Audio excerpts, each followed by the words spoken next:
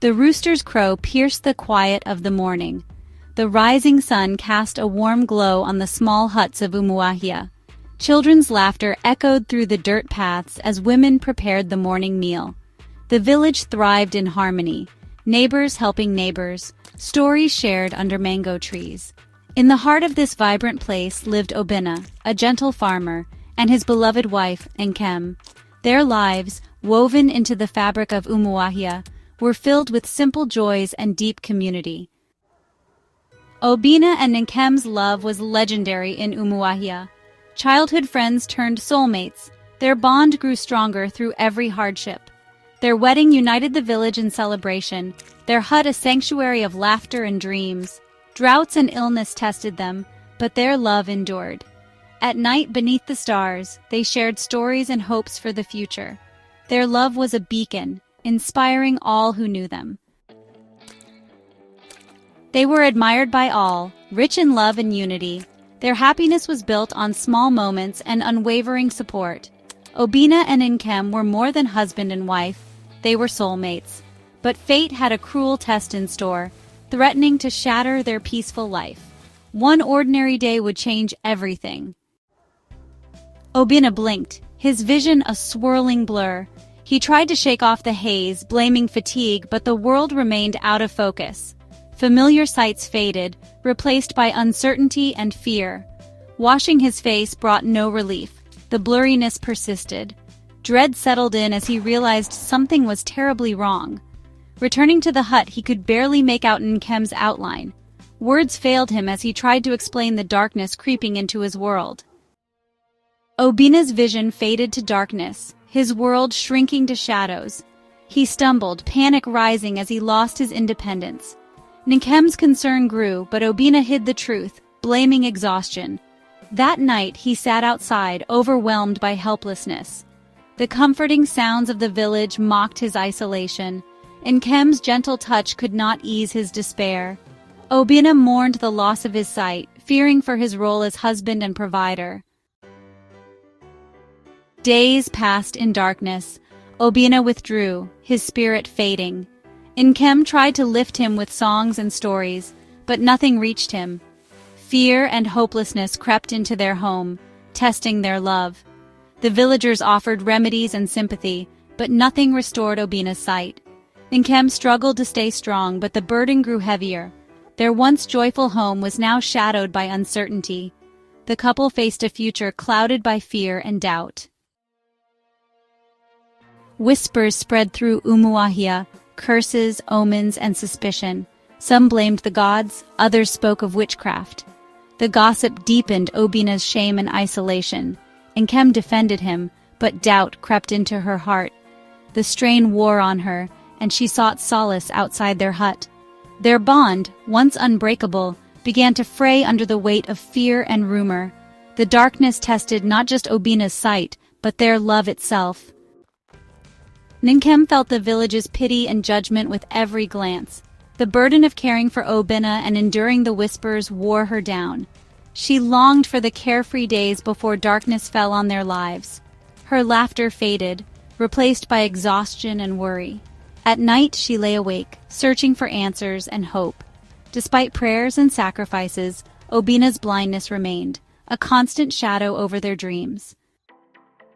The villagers, their initial concern for Obinna giving way to superstition, offered a litany of explanations for his affliction.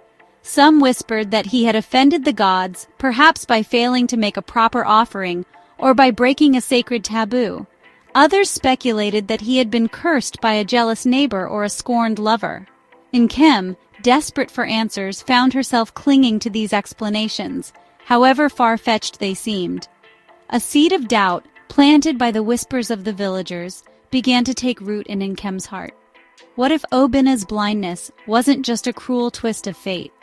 What if it was, as some suggested, a punishment for some past transgression? The thought gnawed at her, fueling the resentment that simmered beneath the surface of her love for him. She found herself replaying their past arguments, their disagreements, searching for any hint of wrongdoing on Obinna's part. The more she dwelt on these thoughts, the more distant she felt from her husband. The man who had once been her confidant, her lover, her protector, now seemed like a stranger, shrouded in darkness and shadowed by the weight of his supposed sins. The laughter they had once shared, the dreams they had woven together, the love that had bound them together seemed like faded memories from a distant lifetime. Nkem found herself seeking solace outside the confines of their small hut, away from the constant reminder of Obina's blindness and the oppressive weight of her own doubts. She would spend hours at the market, haggling with vendors, listening to the gossip, and losing herself in the mundane rhythms of village life. For a brief time, she could forget about the darkness that had enveloped her own home. As Obina's illness lingered, a distance grew between him and Nkem. Once inseparable, they now sat apart, their love strained by fear and silence. Nkem found brief solace with the village women, but always returned home heavy-hearted. Obina, sensing her distance, felt trapped in a darkness deeper than blindness. One moonlit night, as crickets sang and jasmine scented the air, Nkem made a choice. She could no longer bear the weight of Obina's blindness or the villagers' whispers. Quietly, she packed a few belongings and slipped out into the night. The cool air felt like freedom, but guilt tugged at her heart. She did not look back as she walked away from the only home she'd ever known. The moon watched silently as Nkem disappeared into the darkness, leaving her past behind. Dawn's first light crept through the mud walls. Obina reached for Nkem but found only the cold, empty mat beside him. He called out, "Nkem?" But silence answered. The hearth was cold, the air heavy, and her gentle touch was gone. Blindness pressed in, and hope faded with the morning mist. Alone, he sat in the emptiness, longing for her presence. Days turned into weeks, each sunrise bringing a fresh wave of despair. Obina existed in a haze of grief and loneliness. The villagers, once eager to help, now turned away, their whispers confirming his worst fears. He sat outside his hut, listening to the village life he could no longer join. The sounds that once brought him joy now reminded him of his isolation. Without his sight, even farming became an impossible struggle. He was a burden, a pariah, the darkness now inside him. One scorching afternoon, as Obina sat outside his hut, his head bowed in despair, he felt a small hand gently touch his arm. He flinched, startled by the unexpected contact, his body tense with apprehension. A soft voice, high-pitched and melodic, broke the silence. "Papa Obina, Mama said you might be hungry." He recognized the voice instantly. It was Amarachi, the 8-year-old daughter of his neighbor, Azuka. She was a bright and cheerful child, her laughter as radiant as the sun that baked their village. He had often shared stories with her, regaling her with tales of his youth, of mischievous spirits and wise old animals, her laughter his reward. "Amarachi?" he asked, his voice hoarse with disuse. "What are you doing here?" "Mama cooked extra yams today," she replied, her voice filled with concern. "She said you haven't been coming to eat with us anymore." He felt a plate, laden with the comforting weight of roasted yams and a small piece of dried fish, being placed in his hands. The aroma, earthy and familiar, stirred something deep within him, awakening his dormant senses. He had refused all offers of help from the villagers, his pride wounded as deeply as his heart. He couldn't bear their pity, their awkward attempts to fill the void left by Nkem's absence.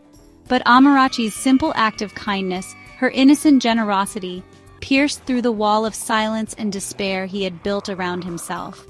For the first time since Nkem's departure, he felt a flicker of warmth spread through his chest, chasing away the bitter chill of loneliness. He took a hesitant bite of the yam, savoring the familiar taste, the soft texture against his tongue. It was a simple meal, yet it filled him with a warmth he hadn't felt in weeks. He realized with a pang of guilt that he hadn't eaten a proper meal since Nkem's departure, his days and nights blurring together in a haze of grief and anger. "Thank you, Amarachi," he murmured, his voice thick with emotion. "Please thank your mama for me."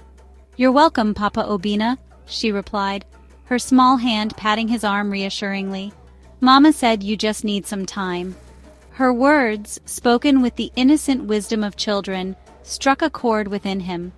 Was he wallowing in his own misery, pushing away the very people who cared about him? Nkem's departure, though a devastating blow, did not mean the end of his life. He was surrounded by a community that, despite their whispers and fears, still held him in their hearts. As Amarachi skipped away, her laughter echoing in his ears, Obina felt a glimmer of hope pierce through the darkness that had enveloped him. He was blind, yes, but he was not alone. He had people who cared about him, people like little Amarachi and her mother, who saw beyond his blindness and recognized the man he truly was. Perhaps, he thought, just perhaps, this glimmer of hope could be fanned into a flame that would guide him out of the darkness and towards a new dawn.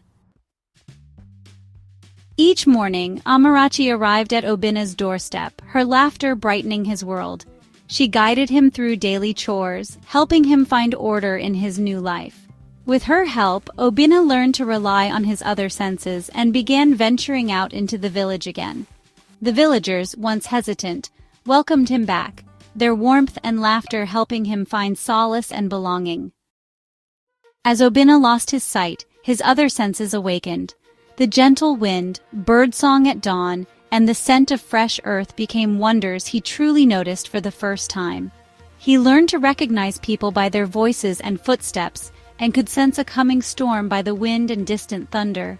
His hands became his eyes, exploring the world's textures, the smooth river stone, rough tree bark, delicate flower petals. Though blind, Obina discovered a world rich in sound, touch, and scent, a beauty he could still embrace. One evening, as Obina sat under the baobab tree, listening to the elders tell stories, a thought occurred to him. He may have lost his sight, but he still possessed a wealth of knowledge, a lifetime of experiences that he could share with others. He could still be a valuable member of his community, not as a farmer, but as a storyteller, a keeper of their history, a teacher of their traditions. The next day, he gathered the village children around him and began to tell them stories. He told them tales of his youth, of mischievous spirits and wise old animals, of brave hunters and beautiful princesses. The children, their eyes wide with wonder, hung on to his every word, their laughter music to his ears. As he spoke, Obina felt a sense of purpose returning to his life. He realized that his blindness did not define him. It did not diminish his worth or his ability to contribute to his community. He could still be a source of knowledge, of entertainment, of inspiration. He had found a new path, a new way to use his gifts to bring joy to others and to find meaning in his own life. Word of Obina's storytelling spread throughout the village. Soon, people of all ages were gathering under the baobab tree each evening to listen to his tales. He became a respected figure in the community, his blindness no longer seen as a burden but as a source of wisdom and insight. He had found a new purpose, a new identity, forged in the crucible of his suffering. The air hung heavy with humidity before the evening rains. Obina, beneath the baobab tree, sensed a shift in the atmosphere. The delicate fragrance of sandalwood oil drifted by, Nkem's scent, stirring memories of moonlit whispers and shared dreams. His heart pounded. Could it be her? Footsteps approached, slow and hesitant, breaking the silence. He knew that rhythm anywhere. She had returned. Obina! Nkem's voice called out, hesitant and low, stripped of its usual vibrancy. He did not reply, his mind caught between anger and longing, haunted by her absence. She stepped closer, hands trembling, her presence like the coming storm. He turned towards her voice, his sightless gaze steady. I know it's you, Nkem. She saw a man changed by suffering, yet still resilient, his heart beating on.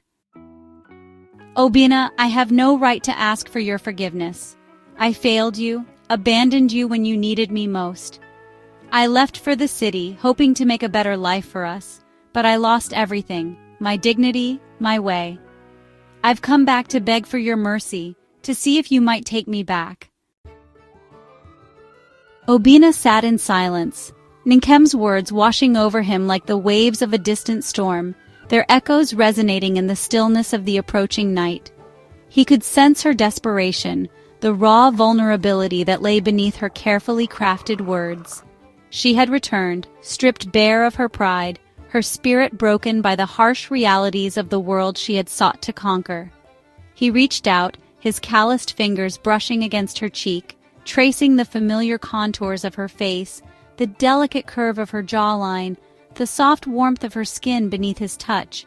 He could feel her flinch at his touch, a reflex born of years of guilt and regret. She had expected anger, recrimination, the cold sting of rejection. Instead, she found only compassion, a quiet understanding that transcended the pain of her betrayal. "Nkem," he said, his voice a low rumble that vibrated with the weight of their shared history. "You ask for forgiveness, for mercy, but what you fail to see is that you have always had mine. From the moment you left, I have carried the weight of your absence, the burden of your unspoken pain." She gasped, her hand flying to her mouth, her eyes widening in disbelief. But I left you, Obina. I abandoned you when you needed me most." He shook his head, his fingers gently tracing the path of a tear that streamed down her cheek. "You left because you thought you had to, because you believed you were doing what was best for us both. You were wrong, Nkem, but your heart was in the right place. And that, in the end, is all that truly matters." "Obina," she whispered, her voice trembling, "what about the pain I caused you?" He smiled, a slow, sad smile. "Nkem, my love, I lost my sight, but not my heart. I learned to find beauty in the whispers of the wind, the warmth of the sun, the laughter of children. We have both changed, shaped by the winds of fate. I want to try again, to rebuild what we lost. If you will have me, not out of pity, but love." He smiled, a genuine smile that lit up his face, chasing away the shadows of the past. Together they turned toward the rising sun, ready to face the future, side by side.